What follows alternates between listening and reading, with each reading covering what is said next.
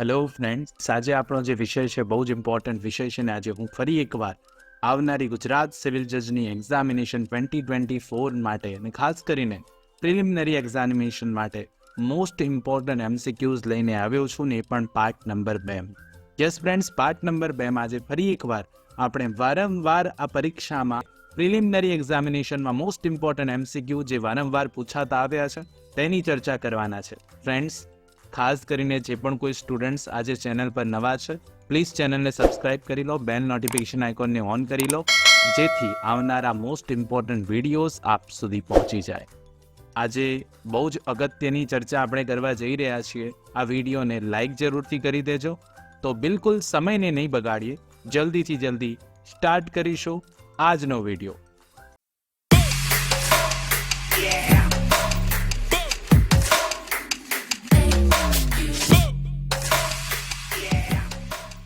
તો ફ્રેન્ડ્સ, બહુ જ ઇમ્પોર્ટન્ટ એમસીક્યુમાં સૌથી પહેલો એમસીક્યુ છે, where a suit wholly or partly dismissed under order 9 rule 8 of CPC, plaintiff may bring a fresh suit, shall be precluded from bringing a fresh suit, may bring fresh suit with the permission of the court, કે none of these.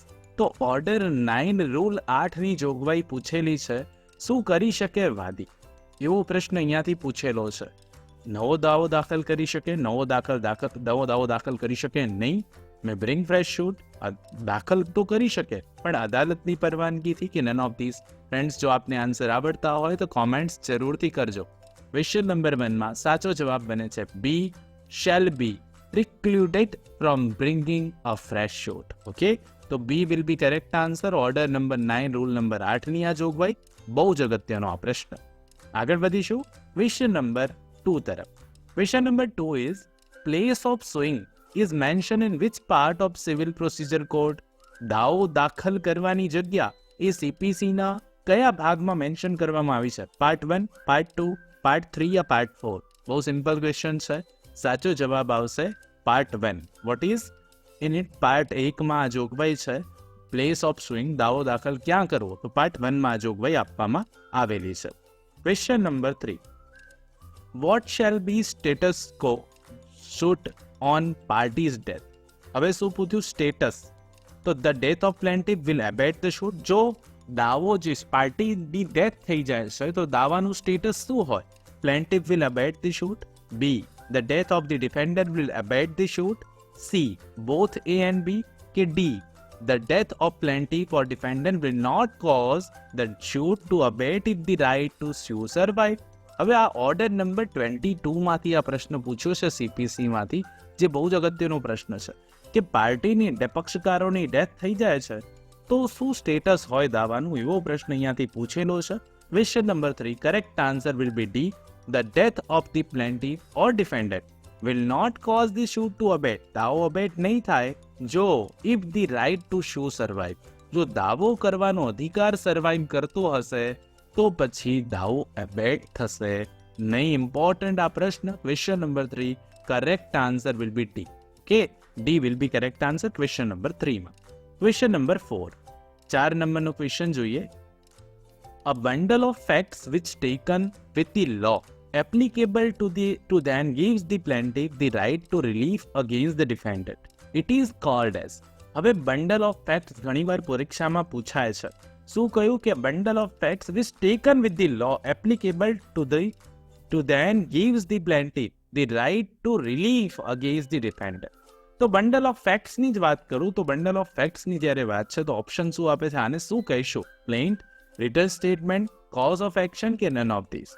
તો બહુ જ અગત્યનો આ પણ પ્રશ્ન છે કે આ બે પરીક્ષાઓમાં અગાઉ પૂછાયેલો છે. ક્વેશ્ચન નંબર 4 સાચો જવાબ બને છે C, it is cause of action. દાવો કરવાનું કારણ, કોઝ ઓફ એક્શન. તો she will be correct answer. હંમેશા યાદ રાખજો, બંડલ ઓફ ફેક્ટની વાત આવે તો યાદ કરી લેવાનું cause of action. It relate to the cause of action. Question number 4, correct answer will be C. Question number 5, who amongst the following may sue for public nuisance and other wrongful acts affecting the public? કોણ public nuisance અને બીજા જે પણ કોઈ પબ્લિકને affect કરતા રોંગફુલ act માટે જવાબદાર દાવો કરી શકે, મે સ્યુ દાવો કરી શકે એમની સામે?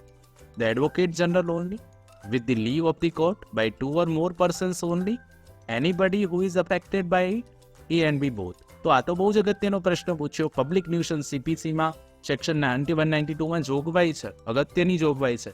તો કોણ દાવો કરી શકે પબ્લિક ન્યુસન્સ વખતે? એડવોકેટ જનરલ માત્ર with the leave of the court by 2 or more persons, anybody who is affected by it, A and B both. તો ક્વેશ્ચન નંબર 5માં સાચો જવાબ ડી બને.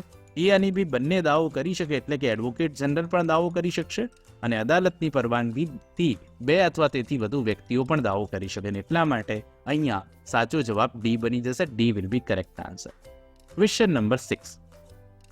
An appeal shall not lie from which of the following order under CPC 1908? CPC હેઠળ કઈ section હેઠળ order કરવામાં આવે તો તેની સામે અપીલ થઈ શકશે નહીં. ક્વેશ્ચન ના આન્સર જે છે, ઓપ્શન્સ જે છે મૂકું છું. Option A section 35A, option B section 35B, option C section number 95 કે ઓપ્શન ડી સેક્શન 91. તો અહીંયા બહુ સિમ્પલ વાત છે અને સાચો જવાબ બી બને છે. કલમ 35B હેઠળનો કોઈ ઓર્ડર છે તો તેની સામે અપીલની જોગવાઈ નથી. યાદ રાખજો, CPCના કલમ નંબર 35B હેઠળ કોઈ ઓર્ડર થયો છે તો એમાં અપીલની કોઈ જોગવાઈ નથી. તમે ક્યાંય એમાં અપીલ કરી શકો નહીં. Question number 6 correct answer will be B. Next question, question number 7. Which of the following statement is not true in relation to power of appellate court under CPC? શું સાચું નથી એવું પૂછ્યું છે. It can determine a case finally. It can remand a case. It cannot take additional evidence. It can frame issue and refer them for trial. Appellant court પાસે કઈ સત્તા નથી એવું પૂછ્યું છે. શું આવશે જવાબ? Question number 7 correct answer will be C. It cannot take additional evidence. તો અહીંયા બહુ સિમ્પલ વાત કરી છે. નોટ ટ્રુ, સાચું નથી. એનો મતલબ એવો થાય કે એપેલેન્ટ અદાલત જે છે કેન ટેક એડિશનલ એવિડન્સ, એ લઈ શકે વધારાનો. અહીંયા તો નોટ આપ્યું અને એટલા માટે આ ખોટું બની જાય. She will be correct answer. આ પણ પ્રશ્ન બહુ જ અગત્યનો છે, પૂછાય તો આવડવો જોઈએ. Question number 8. Under which of the following provisions of CPC a plaint is rejected by the court in absence of cause of action? Cause of action નથી બતાવ્યું તો CPCની કઈ જોગવાઈ હેઠળ દાવા અરજીને રિજેક્ટ કરી શકાય? Option A order 7 rule 11F, option B order 7 rule 11B, option C order 7 rule 11E કે option D order 7 rule 11A. Cause of action absence છે દાવામાં, પ્લેન્ટમાં, તો પ્લેન્ટને રિજેક્ટ કરી શકાય, પણ CPCની કઈ કલમ હેઠળ, કઈ પ્રોવિઝન હેઠળ? તો બહુ સિમ્પલ વાત, નાનો આન્સર પણ સિમ્પલ જ છે. ઓર્ડર 7 રૂલ 11 તો બધાને ખબર હોય, પણ ઓર્ડર 7 રૂલ 11A ની આ જોગવાઈ છે ને એટલા માટે કરેક્ટ આન્સર ડી બને. કોઝ ઓફ એક્શન એબ્સન્સ છે પ્લેન્ટમાં, તો દાવો ઓર્ડર 7 રૂલ 11A હેઠળ રિજેક્ટ થઈ જશે. Question number 9. જજમેન્ટ મીન્સ, જજમેન્ટનો શું અર્થ થાય? Part of the decree, statement of જજીસ on the ground of a decree or order, adjudication of rights કે none of this? Section number 2માં વ્યાખ્યામાં જ આપેલું છે જજમેન્ટનો મિનિંગ અને સાચું જવાબ અહીંયાથી બી બની જશે. સ્ટેટમેન્ટ ઓફ જજીસ on the grounds of a decree or order. B will be correct answer. સીધી વ્યાખ્યામાંથી પ્રશ્ન છે, અગત્યનો આ પ્રશ્ન છે, પૂછાય તો આવડવો જોઈએ. ક્વેશ્ચન નંબર 10 અને આજનો last question. Section 89 of CPC deals with which of the following? Section number 89 CPCની સાઇન સાથે ડીલ કરે છે. આ પ્રશ્ન 2018ની એક્ઝામમાં પૂછાયેલો છે અગાઉ. બહુ સિમ્પલ પ્રશ્ન છે. Appointment of receiver, interpreter suit, settlement of dispute outside the court, execution of decree. તો 89 બહુ જ અગત્યનું છે, વારંવાર MCQ પૂછાય છે અહીંયાથી. યાદ રાખજો, સેક્શન નંબર 89 CPCની વાત હશે તો સાચો જવાબ સી બને. આમ જોઈ લો, correct answer is C. Settlement of dispute outside the court. Okay, અદાલતની બહાર ડિસ્પ્યુટનું સેટલમેન્ટ, સમાધાન થાય તે માટેની જોગવાઈઓ આપેલી છે કલમ નંબર 89 CPCમાં.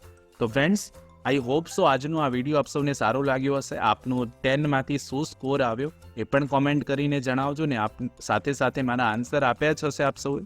આઈ હોપ આજનો આ વિડીયો આપને સારો લાગ્યો છે. સારો લાગ્યો હોય તો એક લાઇક જરૂરથી બને છે અને એક લાઇક જરૂરથી કરી દેજો. આવા જ મોસ્ટ ઇમ્પોર્ટન્ટ હું વિડીયો આપ સૌ માટે લાવતો રહીશ. ચેનલને સબસ્ક્રાઇબ જે લોકોએ નથી કરી હજુ સુધી, રિક્વેસ્ટ એમને પણ છે કે પ્લીઝ ચેનલને સબસ્ક્રાઇબ કરી લેજો. બેલ નોટિફિકેશન આઇકોનને ઓન કરી લો. આપના મિત્રો સાથે જરૂરથી શેર કરજો ને કોમેન્ટ કરવાનું ના ભૂલતા. પાર્ટ નંબર 3 જોઈએ છે તો જરૂરથી જલ્દીથી પાર્ટ નંબર 3 કોમેન્ટમાં લખી દેજો. મળીએ નેક્સ્ટ વિડીયોમાં. ત્યાં સુધી જોતા રહો મારી ચેનલ રિયલ એજ્યુકેશન ગેજેટ. ખૂબ ખૂબ ધન્યવાદ, ખૂબ ખૂબ આભાર.